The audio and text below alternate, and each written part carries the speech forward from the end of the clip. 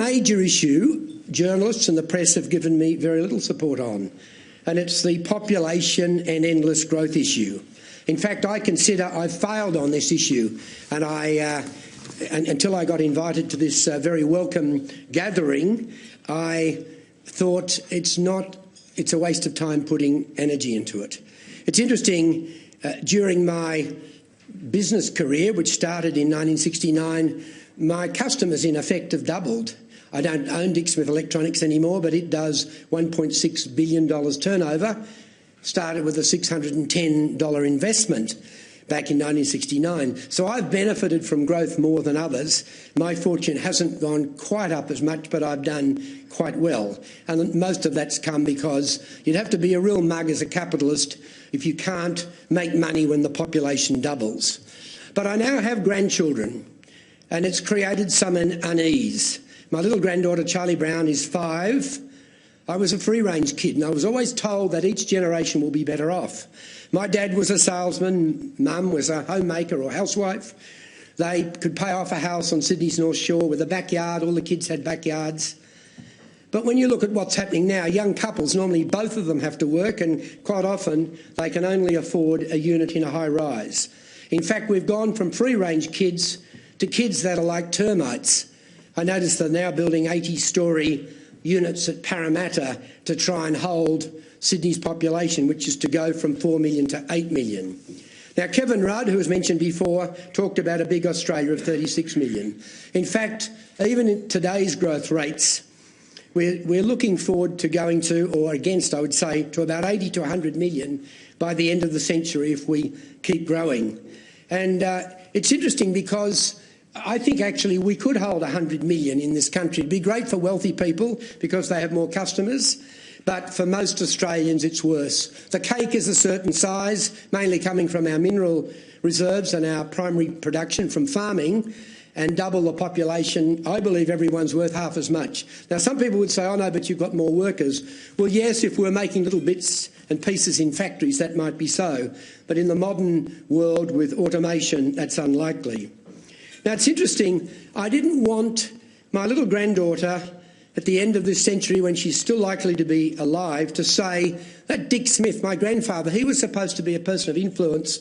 Why didn't he do anything about this? Our quality of life has dropped dramatically. And of course, we don't know that for sure because there's no plan. I started learning as much as I could. I read this wonderful book by Mark O'Connor from Canberra, Overloading Australia, and then I produced my own little book about population and a documentary on the ABC. But what I couldn't believe is that I got virtually no response from the journalists. It was as if it was something you couldn't talk about. I became a disciple of the Labor politician from Melbourne, Kelvin Thompson. Kelvin, I notice you're there. And it was obvious that he was a person of lots of common sense in what he was saying. And I remember saying to him, how can you get away with this? And he said, well, I get away with it for two things. First of all, the media virtually gives me no coverage. And secondly, Dick, most people agree with what I'm saying. And remember, Kelvin comes from an ethnic community with people from all around the world. But his belief is that our immigration shouldn't be something like 250,000 a year. It should be something like 75,000 a year, which is very high by world standards for developing countries, but would allow us to start to stabilise our population. So it was clear to me we needed a discussion and a plan. And what was interesting, after I published the book, which sold 9,000 copies, which they say is not too bad, I got the most incredible support from the Australian public. I'd be stopped in the street and people would say, Dick, thanks for saying it how it is, we agree with what you're saying, but very little coverage in the media. And it's interesting, I worked out that the driver of the problem was our economic system, and that is the economic system we've had since the Second World War is one which requires endless compound growth in population and the uses of resources and energy. Otherwise, it will go into recession. Now, that's clearly not sustainable. It's a finite world. You can't have endless growth. And even my right-wing capitalistic mates who believe we should have growth all the time all admit, well, yes, Dick, you're right, there is a limit, but it's a distance away, so let's not worry about it. It's clearly not sustainable what we're doing. And as we're starting to get to the limits of easy growth, we're getting to what I call extreme capitalism. And with Dick Smith Foods, I've been dealing with the people near the top, not right at the top, but near the top of Woolworths and Coles. And as you know, Coles and Woolies have been criticised because they're so ruthless. And these senior managers on both companies have said to me, "Oh, Dick, by the way, you're right with what you're saying. We don't enjoy our jobs anymore. You have to be so ruthless because the shareholders insist on never-ending profit increases." And as you know, Woolworths, the largest operator of poker machines in the world. I don't know what Coles will be taking over next, but it's this madness that we're in where you have to have endless growth in profits, otherwise the shares will drop down in value.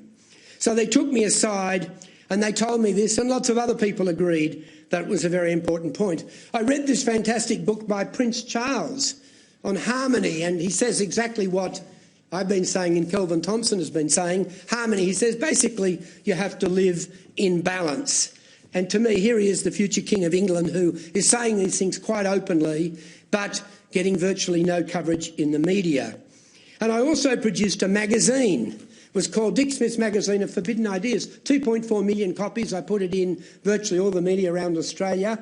What you won't read about in the mainstream media, that's meaning you journalists wouldn't cover it. It says here, will endless growth hit the wall and destroy our way of life? Free-range kids, are they better? 100 million population for Australia with a question mark. An extreme capitalism, is it good? And it was interesting, after that magazine went out, I got the most incredible coverage from the typical Australians, thousands and thousands of letters of email of support saying, "Dick, what you're just saying is common sense. Why aren't more people talking about it?" And it's interesting, I was told, "Oh, Dick, the reason journalists don't talk about it is when they work for the commercial media, they have to have endless growth and there's no way they're going to doubt what's giving their boss a bonus and keeping the share value up."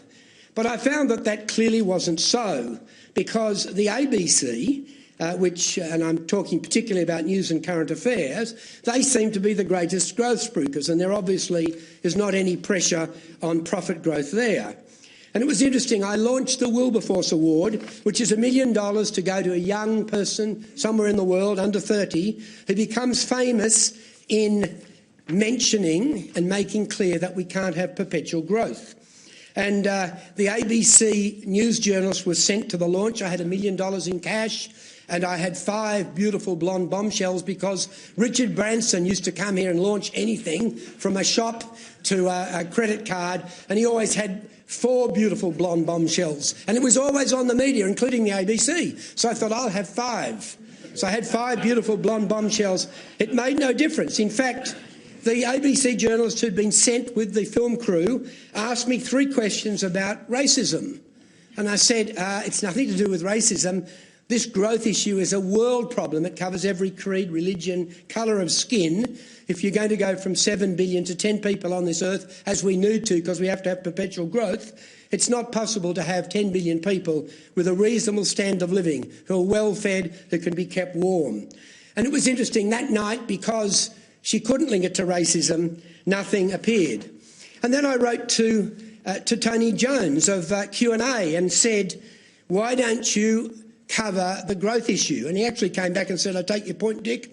I'll forward it on to the executive producer, Peter McCoy." But nothing has been covered on growth, except not so long ago on the doubt of growth issue on Q&A. Q&A actually ran a night where they had the head of the International Monetary Fund, Christine Lagarde, there. And I thought, fantastic, because it was obvious from the promo that she was going to be spruiking up growth. And it was interesting, when the show started, as you know, the Twitter feeds come up. And the first 2 Twitter feeds were, "Growth is not the solution, it's the problem, it's unsustainable." And then the next one was, "Growth is unsustainable and hopeless. Everyone knows that." I thought, this is fantastic. There's going to be some discussion on growth. But there was none. It wasn't mentioned at all, other than growth being positive. There was no one doubting, no one reflected those Twitter feeds, and from that point on, either no Twitter was allowed to actually put that query there, or more likely, maybe they just didn't think that it was the issue. And this lady spruiked growth as if it was unending. when I know that most of the population are concerned about this. So finally, we need to have a plan. I believe we can have a viable economic system based on capitalism but with a different form of growth. Growth in quality and efficiency, but not in endless growth in population and the use of resources and energy. I'm positive we can. Now look at Japan. It's going to go from 120 million to 90 million. But the quality of life is improving. Now, the economists will tell you what a basket case Japan is. I've been there with my wife in recent times. Looks pretty good to me. And they're spending the money that we'd have to spend on trying to build endless freeways and more high-rise buildings. They're spending on improving their lifestyle. And it's interesting, go into a shopping centre and about half what's there is actually pretty useless. You don't really need it. But if we stop buying it, our whole economic system collapses. So I'm not saying for a second that we should stop growth. We can't. But we should have discussion on how we move to a system that's truly sustainable, where we're actually living in balance, or as Prince Charles would say, harmony. Once we do that, I think we can have a great future for our grandchildren. Thank you for listening to me.